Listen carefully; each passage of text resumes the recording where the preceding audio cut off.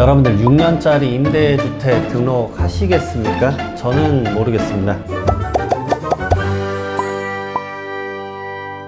우선 영상 보시기 전에 구독과 좋아요 부탁드리도록 하겠습니다. 자, 오늘 볼 거는 B아파트 6년 단기임대 부활을 했습니다. 그래서 지금 26일날 국토교통위원회 전체회의에서 통과가 됐죠. 민간임대주택특별법 통과됐습니다. 개정안이 통과가 됐고 단기 등록임대 부활이 됐습니다. 의무 임대기간 6년으로 규정을 담고 있어요. 여러분들 하실 거예요? 저는 모르겠습니다. 이게 어떤 효과가 될지 간단히 제가 생각한 것들을 좀 말씀드려 보도록 하겠습니다. 1월 10일 날 사실 계속 언급을 하고 있었어요. 정부가 이제 상반기와 하반기 때 계속 주택 관련된 대책을 내놓고 있죠. 이제 경제정책 회의 이런 것들 내놓으니까 그때 적혔던 내용을 제가 그대로 한번 말씀드려 보겠습니다. 등록임대 사업 여건을 개선하겠다. 그래서 단기 등록임대 도입, 임대 의무 기간 현재 10년이 완화된 단기 등록임대 도입에서 소형 임대주택 공급 활성화하겠다. 사실 그때 제가 이거 나왔을 때 이것에 대해서 세부적으로 영상도 찍었었습니다. 그래서 기존에 폐지됐었던 2020년 8월에 폐지됐었던 단기 등록 임대 유형을 다시 도입을 해서 하는데 임대 의무 기간 및 대상, 예를 들어서 6년의 아파트 제외, 그거 그대로 지금 됐죠. 왜냐면 B아파트고 6년만 가능하니까요. 그리고 세제 혜택 등은 합리적 수준으로 부여를 하겠다라고 적혀 있습니다. 아무래도 이제 세제 혜택이 영향이 클 겁니다. 왜냐하면 임대주택 이렇게 하더라도 예를 들어서 주택수에 제한을 둬버리면 누가 주택을 삽니까? 조정대상 지역 내에서는 2주택부터 8%, 그 다음에 3주택 12%, 그 다음에 비조정대상 지역은 3주택부터 8%, 4주택부터 12%에 아주 높은 중과세율을 적용받기 때문에 빌라를 살 이유가 1도 없어요. 하나도 없기 때문에 빌라를 사면 예를 들어서 빌라 2억 원짜리 산다고 해봐요. 그러면은 첫 주택으로 구입하시는 빌라 빌라 구입자는 취득세를 1%대를 낼 건데 그럼 200만 원 내는 거잖아요. 근데 내가 주택수가 많으니까 내가 취득세가 12%, 2,400만 원 낸다고 해보십시오. 누가 그런 시장을 진입을 하겠습니까? 2,400만 원이면 그 빌라에서 나오는 월세 3년치일 수도 있어요. 거의 그런 금액이기 때문에 내가 그런 손실을 마다하면서 왜 들어가느냐? 그 빌라가 제값에 과연 팔리겠느냐? 이런 다양한 자산관리적인 이슈가 생기기 때문에 당연히 구입을 안 하겠죠. 그러니까 이 세제 혜택 등을 그런 식으로 예를 들어서 임대료 상한선을 지키기만 하고 임대주택을 세무서와 당연히 민간임대주택 특별법이니까 시군구청에도 등록을 해서 이걸 지키면 의무 임대기간 지키고 임대료 상한도 지키게 되면은 세제 혜택을 받을 수 있게 하겠다. 그 세제 혜택 중에 가장 강한 게 주택수의 제한도 주고 그 다음에 추후에 당신의 기존 갖고 있던 비싼 주택 팔 때 임대주택이 100채가 되더라도 이 주택을 팔 때는 이 주택수를 없는 걸로 봐줄게. 그러니까 너 비과세 받을 수 있게 해줄게 라는 조건으로 아마 될 것 같아요. 근데 지금 상황에서는 뭐냐면 이 민간임대주택 특별법만 통과가 됐고요. 세제 혜택은 어떤 걸 줄 건지 사실 언급이 하나도 없어요. 그러니까 첫 번째로 제가 추후에 또 영상 찍을 건데 세제 혜택 어떤 게 나올 건지에 대해서 그 방안을 보고 결정을 하셔도 늦지 않다라고 말씀을 드리고 싶어요. 왜냐면 지금 민간임대주택 특별법상 6년이 생긴 거고 B아파트에 대해 생긴 거고 세제 혜택은 어떤 게 나올지 지금 결정된 게 없습니다. 후차적으로 나오는 거니까요.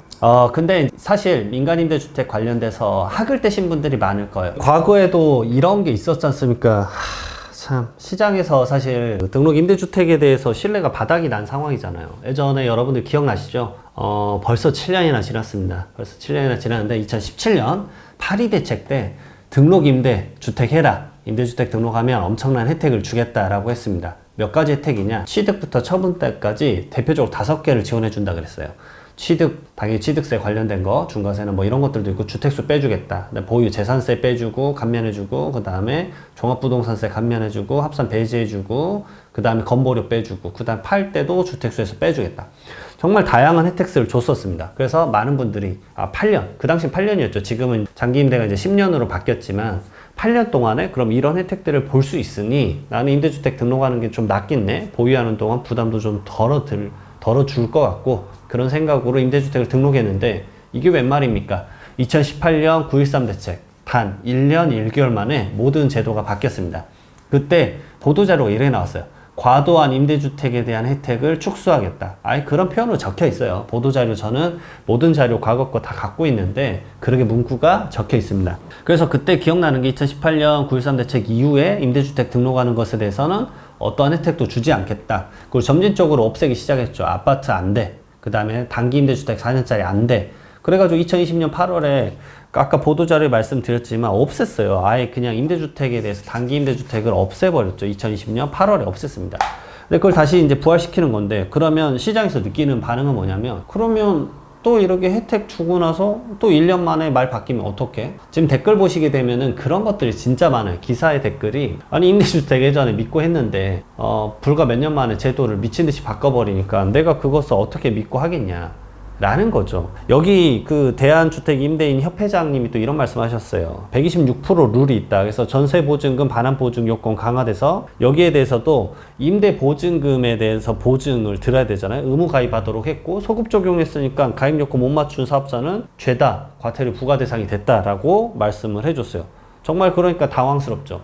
그게 실질적으로 투영되는 게 국토교통부에서 2022년도에 등록 임대주택 규모 봤더니 144만 가구. 근데 이게 엄청 빠진 겁니다. 2020년도에는 153만 가구였어요.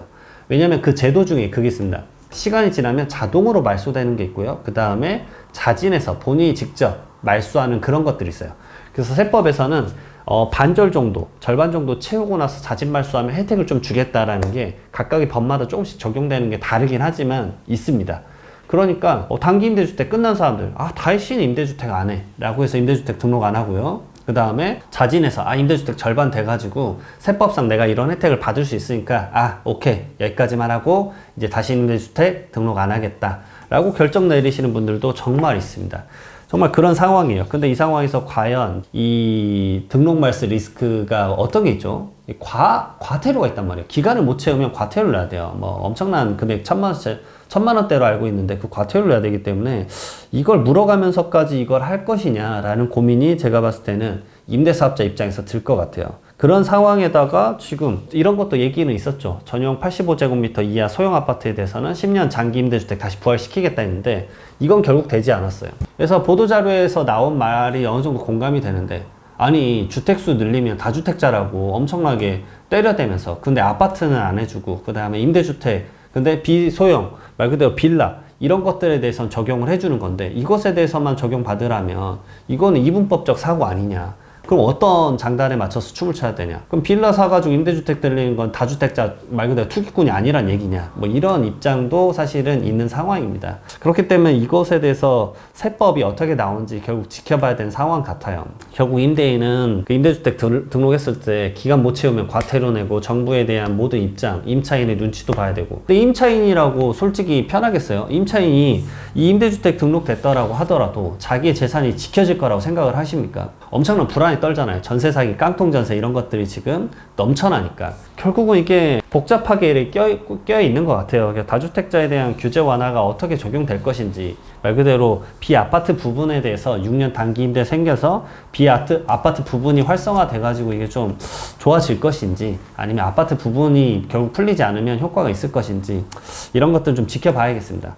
사실 이게 26일 날 국회 국토교통위원회 그 전체회의에서 통과가 된 거잖아요. 26일이면 지금 영상 찍는 게 이제 9월 30일 말 그대로 4일이나 지났어요. 근데 이 상황에서 과연 그 26일 지난 게 보도자료가 이렇게 많이 안 나올 정도면 제가 봤을 때 시장에서는 이것이 굳이 큰 영향이 없겠구나라고 생각을 할 수도 있을 것 같아요. 물론 관련된 세법 개정안이 나와봐야 임대주택 6년짜리 하는데 세법 혜택으로 이런 것들을 주는구나, 뭐 건보 혜택 이런 걸 주는구나 라는 것과 믹스시켜서 제가 봤을 때 시장에서 볼 것 같은데, 제가 느끼는 바 많은 상담을 할 때 임대주택 분들도 상담을 하기 때문에 제가 시장에서 느끼는 바랑 그 다음에 추후에 이 관련된 자료 나왔을 때, 관련된 개편안 나왔을 때 제 생각을 같이 섞어가지고 영상을 추가로 찍어보도록 하겠습니다. 이 영상 도움 되셨으면 구독과 좋아요 부탁드리고요. 다음에 또 다른 영상에서 뵙도록 하겠습니다. 감사합니다.